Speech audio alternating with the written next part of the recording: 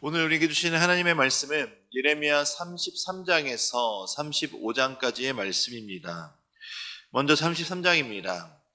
33장은 심판과 패망의 집행, 그리고 회복의 약속이라는 주제를 다시 반복하며 이를 행하시는 여호와, 그것을 만들며 성취하시는 여호와라고 말씀하시며 하나님이 반드시 행할 것임을 강조하고 있습니다. 전반부인 1절에서 13절은 바벨론에 의해 함락되는 예루살렘의 비참하고 처절한 모습이 나타나고 있으며 또한 이와 대조하여 회복된 상태의 예루살렘의 모습 또한 표현되고 있습니다. 이러한 대조는 임박한 심판과 하나님의 주도로 이루어지는 회복이라는 주제를 강화하는 역할을 하고 있습니다. 33장에서는 사적이면서도 시적이면서도 현실감 있게 그려진 심판과 회복이라는 두 주제는 서로 대조되면서 이스라엘이 당면한 바벨론의 침공에 맞서서 싸우지 말고 하나님의 뜻에 따라 투항해야 된다는 사실, 그리고 이스라엘이 바벨론의 통치를 받게 되겠지만 반드시 이루어지고 이루실 하나님의 회복의 역사를 믿음으로 기다릴 것을 재차 강조하고 있습니다.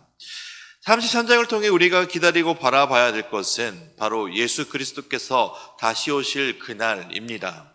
이 세상을 살아가며 이 세상의 법도를 따라 살아가는 우리들이지만 우리가 속한 것은 이 세상이 아닌 바로 하나님께 속한 하늘나라에 속한 사람들이기 때문입니다.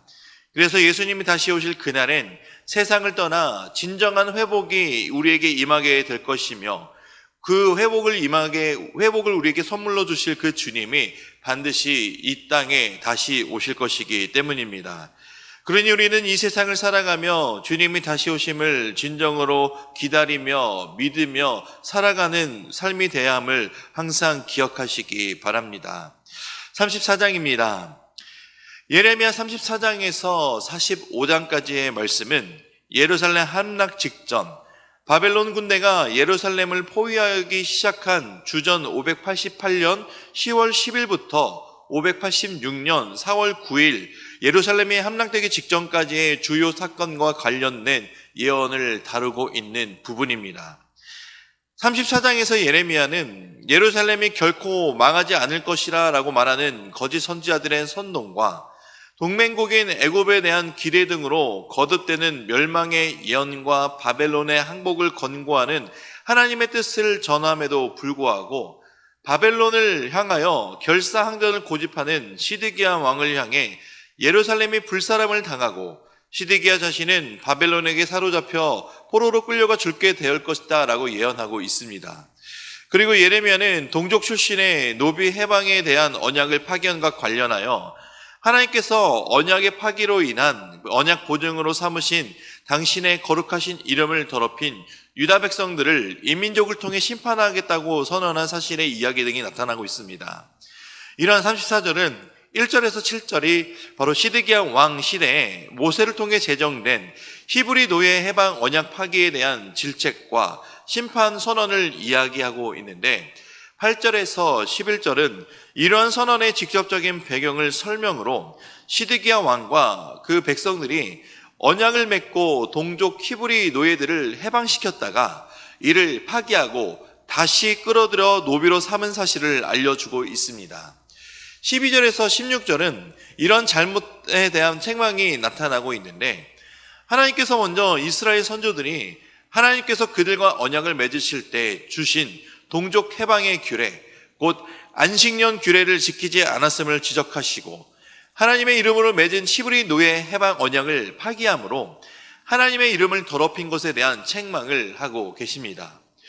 17절에서 마지막 22절은 이런 히브리 노예 해방에 대한 언약을 파기한 것에 대한 심판의 선언으로 이 언약을 파기한 유다의 모든 사람들은 바로 이민족들에게 살육을 당하게 될 것이다 라는 심판이 선언되고 있습니다. 이러한 본문의 사건들은 바로 하나님과의 언약뿐만 아니라 하나님 앞에서 사람들 사이의 언약도 얼마나 신실하게 지켜야 하는지를 보여주는 사건입니다.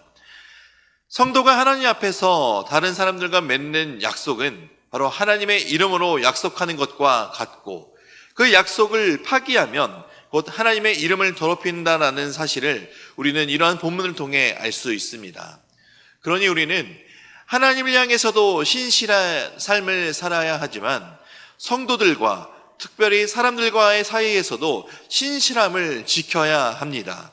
이것이 바로 하나님이 원하시는 삶이기 때문입니다. 우리는 하나님을 믿는 사람으로서 또 사람들과의 사이에서도 신실함으로 지키며 우리가 믿는 하나님을 더럽히지 않는 삶을 살아가시기 바랍니다. 35장입니다. 35장과 36장은 이런 사건들 중에 들어가는 일종의 삽입 이야기입니다. 여호야김 시대에 있었던 두 사건과 그에 관련된 예언들을 다루고 있는데 35장과 36장이 여호야김 왕 시대의 사건임이었음에도 불구하고 예루살렘 함락 직전과 그와 관련된 예언을 다루는 34장에서 38장 사이에 이 이야기가 전개되고 있는 것은 이 두 장의 이야기가 유다의 멸망과 매우 밀접한 연관이 있기 때문입니다. 35장은 본래 이방 족속 출신으로 하나님을 진실하게 경외한 레갑 족속의 모범을 통해 그 하나님에 대한 심판이 불가피한 것을 보여주고 있는 것입니다. 35장에서는 여호야김 시대에 이미 죽고 없는 요나답의 유언에도 철저하게 순종하는 레갑 족속의 신실함은 신뢰로 들어 하나님께서는 영원히 살아계셔서 온 우주와 역사를 주관하시며 인생의 전 존재를 결정하시는 하나님의 거듭된 권고에도 불구하고 불순종하는 유다의 완악한 태도를 책망하시며 그들에게 재앙과 심판을 내리실 것을 다시 한번 언급하고 있습니다. 예레미야를 통해 우리에게 주시는 하나님의 말씀을 통회하고 자복하는 심령으로 회개를 원하셨기에 주신 것입니다. 말씀은 우리의 삶을 비춰볼 수 있는 또 다른 거울입니다. 우리는 늘 말씀을 통해 우리의 모습을 바라보며 우리의 행실을 또한 고치고 하나님 말씀에 순종하며 살아가야 함을 우리는 늘 잊지 않아야 됩니다. 바로 하나님의 말씀만이 우리의 길이요 빛이요 생명이기 때문입니다. 이것을 기억하며 오늘 말씀을 또한 함께 보도록 하겠습니다. 예레미야 33장에서 35장까지의 말씀을 경청하실 때 우리에게 주시는 하나님의 음성을 들으시기 바랍니다. 주의 말씀은 내 발의 등이요 내 길의 빛이니이다. 아멘.